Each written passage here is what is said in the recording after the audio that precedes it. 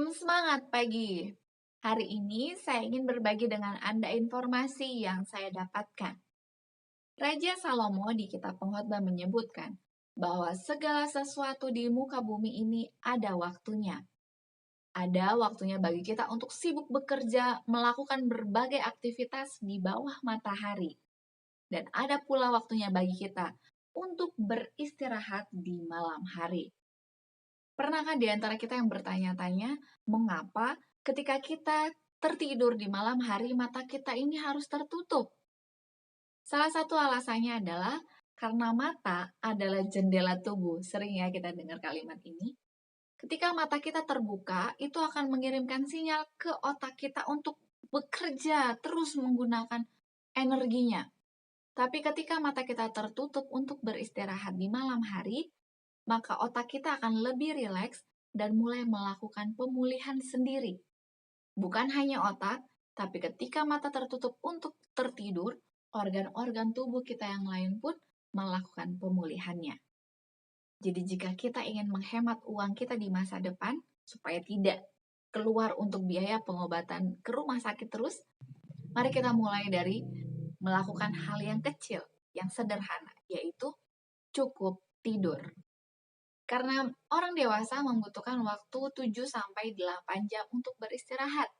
Itu adalah waktu yang akan digunakan oleh tubuh kita untuk melakukan pemulihannya sendiri.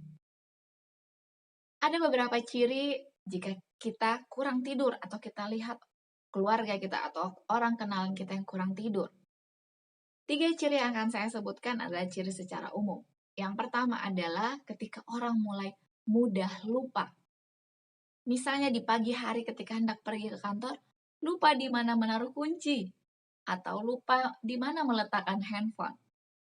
Kalau sudah mulai ada ciri-ciri ini, berarti orang tersebut kurang tidur. Itulah sebabnya saya mengajak kepada orang-orang muda yang masih dalam tahap pendidikan yang perlu belajar, janganlah begadang. Karena lebih baik kita tidur menggunakan waktu dengan baik, karena ketika tidur, otak ini mengolah informasi dengan baik. Tapi kalau kita begadang, maka kita akan seringkali lupa. Ciri-ciri yang kedua adalah jika kita melihat orang-orang yang matanya mulai merah, mulai mengeluhkan sakit leher, sakit bahu, kayaknya mulai beku gitu sepertinya, lalu mulai sakit punggung. Itu juga adalah salah satu ciri-ciri orang tersebut kurang waktu untuk tidur. Ciri-ciri ketiga adalah jika kita melihat orang mulai mudah tersinggung, emosi cepat sekali meluap. Seringkali orang yang kurang waktunya untuk tidur, maka emosi yang luap ini adalah akibat mereka secara tidak sengaja meluapkan emosinya tanpa berpikir lebih panjang dan melakukan tindakan-tindakan yang buruk tanpa disengaja, tanpa bermaksud demikian. Bisa jadi karena orang tersebut kurang tidur. Solusinya mudah, yaitu kita gunakan waktu di malam hari 7-8 jam untuk beristirahat. Kita bersyukur, saya pun bersyukur kepada Tuhan.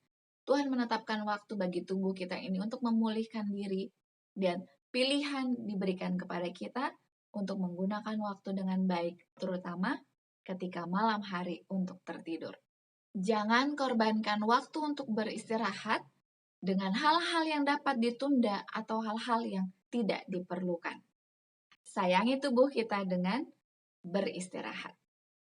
Mari kita lanjutkan bacaan renungan pagi kita hari ini di tanggal 19 Maret dengan judul Kemurnian. Ayat intinya tertulis di dalam Ayub 22 ayat yang ke-30. Orang yang tidak bersalah diluputkannya. Engkau luput karena kebersihan tanganmu. Penjelasannya, barang siapa yang pantas menyandang nama Kristen, yang berarti sama seperti Kristus, akan dipenuhi dengan peribadatan dan kesucian dengan kasih dan hormat yang disertai takut akan Allah dan Yesus Kristus yang telah diutusnya, dan jiwanya, perkataannya, perbuatannya, akan semuanya mengemban cap surga. Orang-orang lain akan melihat bahwa ia telah bersama-sama dengan Yesus dan belajar tentang Dia. Segala doanya akan sederhana dan hangat dan akan naik kepada Allah atas sayap iman. Belajar dalam sekolah Kristus, ia akan beroleh pikiran yang sederhana atas dirinya. Maka meskipun ia mungkin miskin dalam harta dunia ini, ia pun boleh kaya dalam anugerah Roh Allah dan boleh memberkati dan memperkaya orang lain oleh roh dan pengaruhnya.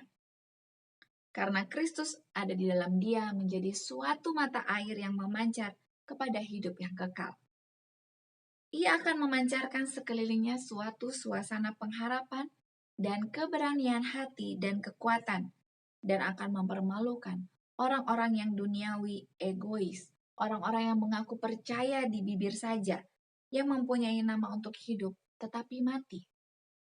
Iman yang indah itu yang diilhami Allah memberikan kekuatan dan keagungan tabiat, sementara kebaikannya, kemurahannya, dan kasihnya menguasai seseorang, maka persepsi tentang kebenaran akan lebih jelas dan lebih jelas lagi.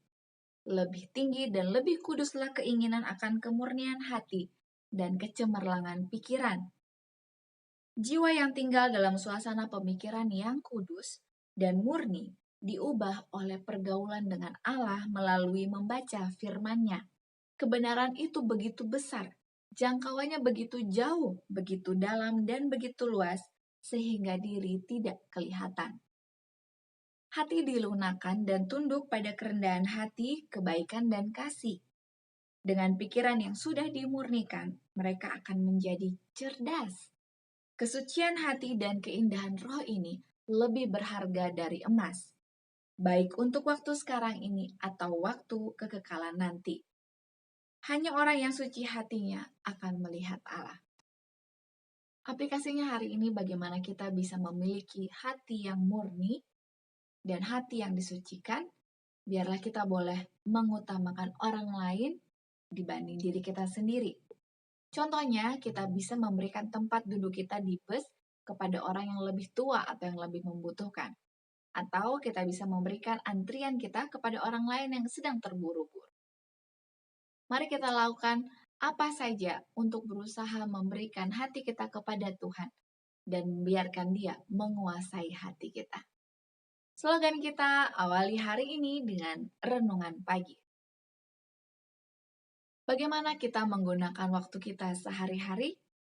Seringkali penyesalan tiba ketika kita kehilangan waktu. Untuk itu, mari kita berdoa terus dengan menggunakan waktu kita berkomunikasi dengan Tuhan. Dan jika ada di antara Anda yang ingin menyampaikan pokok-pokok doa, Anda dapat menuliskannya di kolom komentar di bawah ini, dan saya akan turut menjadi sahabat doa Anda, agar Anda tidak berdoa sendirian. Terima kasih banyak, mari kita lanjutkan bacaan renungan pagi kita kembali esok hari. Sampai jumpa, salam sehat, Tuhan memberkati.